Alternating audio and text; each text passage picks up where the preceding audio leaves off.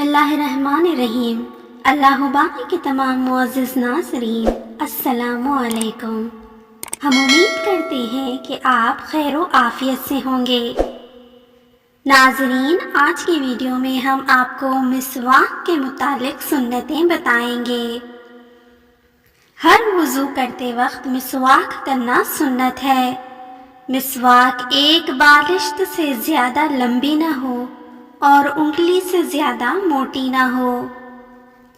وضو کے علاوہ دیگر اوقات جن میں مسواک کرنا سنت یا مستحب ہے: قرآن مجید کی تلاوت کرنے کے لیے، حدیث شریف پڑھنے یا پڑھانے کے لیے، منہ میں بدبو ہو جانے کے وقت، علم دین پڑھنے یا پڑھانے کے وقت، ذکر الہی سے پہلے، خانہ کعبہ یا حتیم میں داخل ہونے کے وقت، اپنے گھر میں داخل ہونے کے بعد، کسی بھی مجلس خیر میں جانے سے پہلے، بھوک پیاس لگنے کے وقت، موت کے آثار پیدا ہو جانے کے وقت، سحر کے وقت، کھانا کھانے سے قبل، سفر میں جانے سے قبل، سفر سے آ جانے کے بعد، سونے سے پہلے، سو کر اٹھنے کے بعد۔